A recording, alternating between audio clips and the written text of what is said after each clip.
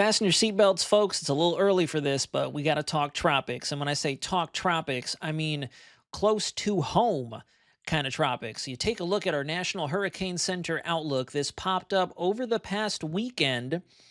We have a yellow blip directly overhead. And now I know what you're thinking. Something could possibly be forming either to our east or our west and coming right across the state. That's not necessarily what we're showing here. We have a very interesting setup that's expected to plop itself right off the immediate southeast coastline. And what National Hurricane Center is trying to show us here is it's kind of a toss-up. Will that energy present itself off our east coast? Or will it try to show itself off of our west coast? This is something called a classic homegrown type setup. For the month of June and especially early July, we typically use the term homegrown to classify the potential for tropical development via a trough or a front down at the surface level. And in this case, that's exactly what we have happening. Our high pressure that's been absolutely dominating our weather pattern for an extensive period of time is finally breaking down. It's finally retrograding, moving back towards the east into the western Atlantic, making way for an upper level trough high up in the atmosphere and a surface cold frontal boundary to work its way through the east and southeast United States. Question on everyone's mind is now, especially when you look at the outlook here, is how far to the south does that front present itself? If it can work its way down over open water and leave the tail of it, precisely the tail of it, over those hot Gulf waters or the hot Gulf Stream waters off our east coastline, think of it like an untreated wound. You leave the wound open for long enough, you're going to get dirt, bacteria in there, it'll start to fester, and eventually it'll become infected. Well, in this case, you leave an area of low pressure, you leave a tail of a frontal boundary over open water, it's going to sit there long enough for a simmer to eventually turn to a boil. And with the water temperatures on average anywhere between 85 to almost 90 degrees Fahrenheit on either one of our coastlines, that is definitely enough to try to spark some tropical action. Our models are having a bit of a hard time with it, though, and that's to be expected. We're not tracking a tropical wave and a singular entity here. There's a number of different variables at play here, and if you watch what the GFS does as we go over the next 5 days to about your 4th of July holiday, notice the yellows coming down through Atlanta, the Carolinas, now finally pushing into the western Gulf. You see the little shades of yellow, orange, and red right there starting to percolate. That is the GFS showing an area of disorganized spin in our mid to upper level atmosphere above the surface. That's typically where we look first before we start to see anything closest to the bottommost portion of our atmosphere. And you can see the GFS, for one, thinks this could be a West Coast anomaly for us to watch as we go through the holiday weekend. The European model, on the other hand, you fast forward through our wind gusts. Unfortunately, our in-house model or our in-house computer doesn't have the vorticity, the spin that I was showing you with the GFS to show you the same type of mechanism or overlay. But if you notice, I'll rewind the loop just a little bit. It stops shortly after it comes ashore. Notice the air quotes. But as you go through time, you'll see the Euro believes this is going to be an East Coast type of entity right there. As we go through Saturday afternoon into your Sunday, that's when we start to finally see a weak area of low pressure beginning to try to cram itself together, pull off that consolidation trick that we look for tropical cyclones. We'll have to wait and see. I am not confident that this will fully achieve named storm status, but I am fairly confident that something will be there. We're just working right now behind the scenes feverishly with all of our live data and model data to come to a general consensus on what our end game looks like. You remember, Stephen Strange at the end of Endgame doing this, the one. We're looking for that one possible solution. Which one will likely manifest itself on either one of our coastlines? I'm going to take you over to Weather Prediction Center now. This is a National Weather Service affiliate. Weather Prediction Center is something I used to heavily lean on when doing my synoptic or large-scale analysis of the United States, looking at the fronts, troughs, ridges, high pressures, low pressures, and so on.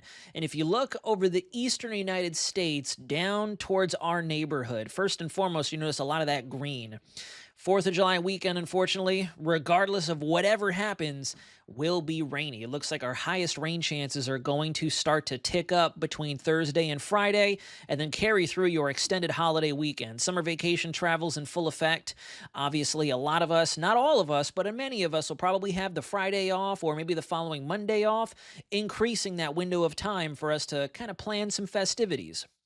Just be aware, you may want some backup plans. You may want backup plans for the backup plans just to be on the safe side, depending on what shakes out here. But if you look down there in the southeast, notice the front kinking back towards the coastline of South Carolina into Atlanta, Georgia, or down into Georgia, and then the upper periphery of Florida.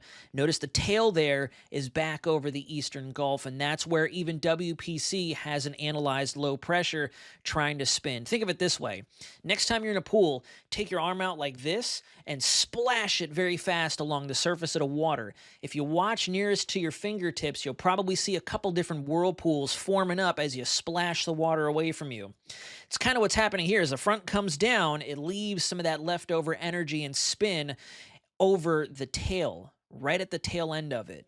And if it sits over open water, like using the analogy of leaving an open cut, open wound to just fester, get some nastiness into it, eventually it could try to blossom into something more than just leftover showers and storms. And that's what we're going to be watching for here.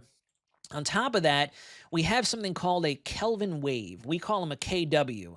They're individual, we'll call them tidal waves, for lack of better terms, that move across the tropics. They help to just stir the environment up a little bit.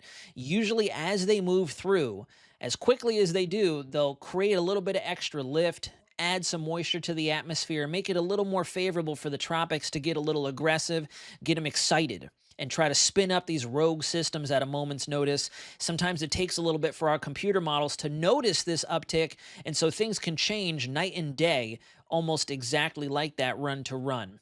And if you look at the anomalies here that I have pulled up, the shades of green indicate where we're seeing more rising motion.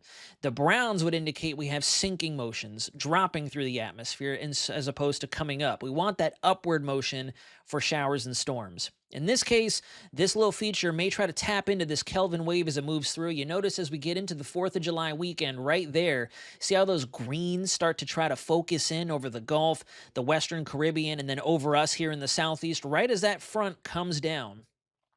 On top of that, if you look, this is going to be our jet stream level. You can see the jet running across Western Canada, dipping down into the Dakotas, the upper Great Lakes. Watch what happens as it gets closer to our area. Now, as we go through Wednesday, Thursday, and then into your Friday, the 4th of July, see what's happening there? See how it starts to slowly come on down, extending down through the southeast U.S.? And then as we go deeper into the weekend, you see how a bit of it starts to break off? If you notice where my cursor is, see that small kind of cluster of gray shades there, the darker grays coming through the Carolinas into Georgia, eventually going to plant themselves off the coastline. That breakaway energy right there at the tail end of the run is precisely what we look for. If that plops out over open water and sits there in between larger scale weather features to kick it up out of there or pull it back into the pattern, that's where you get those homegrown systems. They come from home. They don't come from the tropics. They come from the United States down into our summertime water temperatures, and that combination can help it to take on tropical characteristics. This isn't a tropical wave or something we watch for coming off of Africa. Totally different mechanism. On top of that, you probably noticed some haze over our area over the last few days. That was the Saharan air layer, the dust coming back through again, but we have another piece that could possibly help this thing. If you notice, as we get closer to the weekend, that dust fizzles. And in fact, just off the Big Bend coast right there where you see my cursor spinning in that same counterclockwise movement, the model also shows a very slow but steadily developing area of rotation out there just off our coast. So the Saharan dust may not be an issue for it either. We have got plenty of moisture down there. So now it's just a matter of time. We're going to have to watch this both in real time and continue to look at our models. And I do apologize for this long-winded spiel. I just wanted to get you up to speed on what's happening and what kind of a role it could play as we go through the 4th of July, as well as a stern reminder we are getting closer and closer to the peak of the hurricane season. I can't believe it's already going to be July 4th. I feel like we just started the season early June. June is come and gone. Tomorrow is officially July 1st. So let's hope that this isn't a signal of what's to come as we get into the bona fide peak of the hurricane season. But regardless, I hope everything is good in your neck of the woods. And I hope that in terms of your preparedness, you took advantage of the lull before we got into Andrea, Barry, now whatever this is, to fully dial in those prepared